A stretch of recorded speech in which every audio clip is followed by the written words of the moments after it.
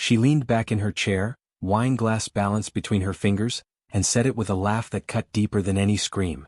"Stop acting like we're married. You don't get a say in where I go, or whose bed I choose to be in." For a second the table froze. Then her friends laughed, loud and shameless. Some clapped. Someone whistled. I sat there, still as stone, the candlelight trembling across her smile. My fiancée. The woman I thought I knew. She didn't flinch, didn't look back at me, she soaked in their approval. I didn't argue. I didn't plead. I didn't even blink. I lifted my glass, swallowed the last drop, and placed it down slowly as if nothing inside me had cracked. That was my answer. Silence. She stood soon after, her heels tapping the floor like a drumbeat announcing her escape. "Weekend away," she called it. She waved without looking at me like I was a doorman, not the man she once said she'd marry. The house was different the moment she left. Quiet. But not peaceful, quiet like a wound that refuses to close. I stood at the window watching her taillights fade into the night, and knew something she didn't. I didn't touch her closet. Didn't text her. Didn't ask where she was going. I let her believe I was frozen, waiting, powerless. But inside, the clock had already started. 2 days later she came back.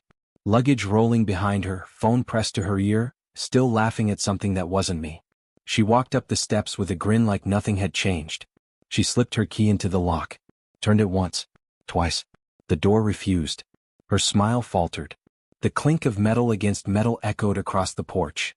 Again. Nothing.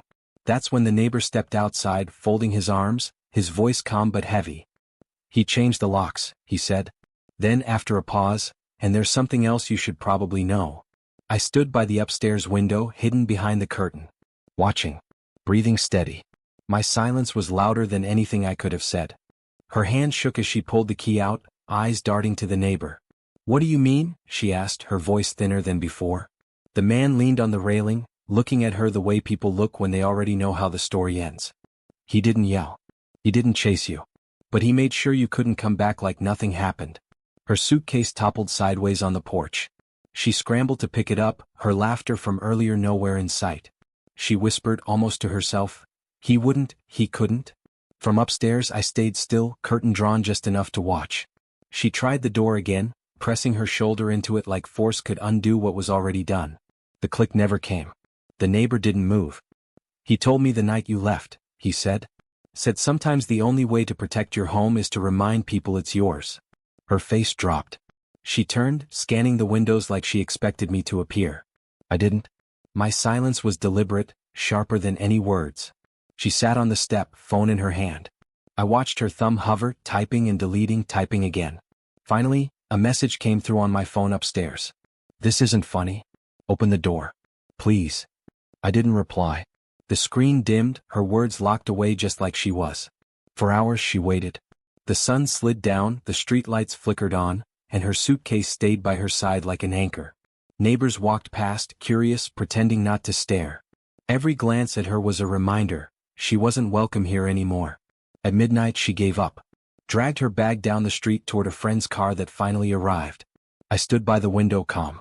The sound of her suitcase wheels scraping the pavement was the final note of a song that had already ended. Inside the house, I sat at the table she once laughed across. Her wine glass still there. The air heavy with what she thought she controlled. But she had no idea. I hadn't even started yet. The next morning I opened the blinds. Her car was gone, but the mark of last night remained, the half circle her suitcase wheels had carved into the dirt by the porch. A reminder of someone trying to force her way back into a life already locked away. I walked outside and the neighbor was waiting. He didn't speak at first. Just handed me a folded piece of paper. "She came to me before she left," he said quietly. "Tried to drag me into her story. But people talk when they're drunk. And she wasn't careful." I unfolded the paper. A receipt. Hotel charges under her name, 2 nights. 2 guests.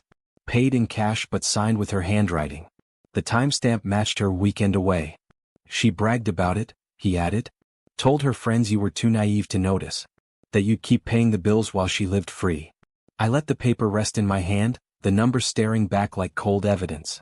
Not just betrayal. Mockery. She hadn't hidden it, she'd worn it like pride. I thanked him with a nod. No words. Words would have been wasted. Inside, I placed the receipt on the table. Right beside her untouched glass of wine. Evidence against laughter that once filled this room. My phone buzzed again. Her messages stacked one after another. We need to talk. Don't make this worse than it is. I didn't mean it the way it sounded.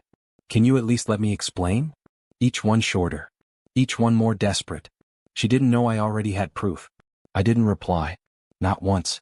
Silence became the sharpest reply. By noon her mother called. Voice shaky, rehearsed. She's outside. She says you won't answer. Just let her in, talk this through like adults. I told her calmly, adults don't laugh while tearing someone apart. Then I hung up. Through the window, I saw her pacing the sidewalk, phone pressed to her ear, tears streaking her face. She wasn't in control anymore. The neighbors knew. Her family would soon. And she had no idea how far I was willing to let the silence carry. By the end of the week, the whispers had already started. Small town streets carry secrets faster than cars. What she thought was hidden inside hotel walls had spilled out into grocery aisles and church parking lots. I didn't tell a soul. I didn't need to. People saw her standing outside my house with her suitcase. People saw the way she shouted at a door that never opened. And people put the pieces together without me saying a word. One afternoon I walked into the diner on Main Street. Same booth I'd always taken, same coffee I'd ordered for years. The waitress leaned in and said under her breath, "She was in here bragging about some guy 2 weeks ago. Thought you should know." I just nodded. Took a sip of coffee. My silence told her more than any outburst ever could. Later that night her brother called. His voice was tense. "Man, what happened?" "She's been blowing up everyone's phone. Says you locked her out. Says you're making her look bad." I kept my reply steady. "I didn't lock her out. She walked out herself. I just made sure she couldn't walk back in like nothing happened." The line went quiet. Then he muttered, "Can't say she didn't earn that." And hung up. That was the shift. The same friends who once laughed with her at that table began to avoid her calls. The same family who excused her tone started asking questions she couldn't answer. And every time she tried to twist the story, the evidence in her own words stood taller than her excuses. I didn't fight her. Didn't defend myself. Didn't raise my voice. I went to work, paid my bills, lived my life. And in the silence, she unraveled. I saw her once more that week. She was standing outside my driveway, phone in hand, tears streaking her makeup. When our eyes finally met through the window, she mouthed something I couldn't quite hear. But I didn't need to. Because for the first time, she realized the laughter she thought was her weapon had turned into her echo. The truth never arrives all at once. It leaks, slowly, messily, through the cracks people leave behind. Her weekend away had been a rumor for days. I hadn't spoken it aloud, but others did. A bartender told someone. That someone told another. By the time it reached her office, it was already dressed in sharper words than I could ever invent. I didn't need to lift a finger. Her own story carried itself. That Friday, I sat on the porch, coffee in hand, while 2 of her friends walked past on the opposite sidewalk. I caught just enough to hear one of them say, "She lied to everyone." He knew the whole time. Their voices trailed off, but their faces told the rest. They weren't laughing anymore. Later, I received an envelope in the mail. No return address. Inside were 2 photographs, grainy but clear enough. Her at that hotel bar, arm around someone who wasn't me. In one she was laughing. In the other she was leaning close enough to erase the line between strangers. I placed the photos beside the hotel receipt, a quiet collection of truths she could no longer bury. By Saturday her mother left a voicemail. Her voice trembled. "She told us one thing but people keep showing us another. I don't know who to believe anymore." I didn't call back. Truth doesn't need a defense, it just waits until the noise runs out. That evening she showed up again. No suitcase this time, just herself. Her makeup was streaked, her voice hoarse. She banged on the door once, then twice, calling my name. When the silence didn't break, she sat on the step like a child sent outside. From upstairs I watched. Her phone lit up, buzzing with messages. She scrolled fast, tears dripping onto the screen. For the first time I saw her alone with nothing to lean on. No friends laughing, no audience clapping, no spotlight to protect her. It wasn't me undoing her. It was the weight of her own performance collapsing. And in that collapse she finally understood. I hadn't locked her out of a house. I had locked her out of a life she thought she controlled. By Monday the collapse had left the porch and spilled into her career. Her company was small, family-owned, everyone knew everyone. I heard from a coworker of hers at the grocery store checkout. She leaned in, voice low. She came in late again. Boss pulled her aside. Words out about that weekend. Clients don't want drama attached to their accounts. I just nodded, slid my card through the machine. She waited for me to respond, but I didn't. My silence became part of the story now. People filled it with their own conclusions. 2 days later, another envelope arrived. This one with a typed note, "You deserve to see what she's been hiding." Inside was a copy of her company's disciplinary notice. Unprofessional conduct. Breach of client trust. Formal warning. I set it next to the photographs and the hotel receipt.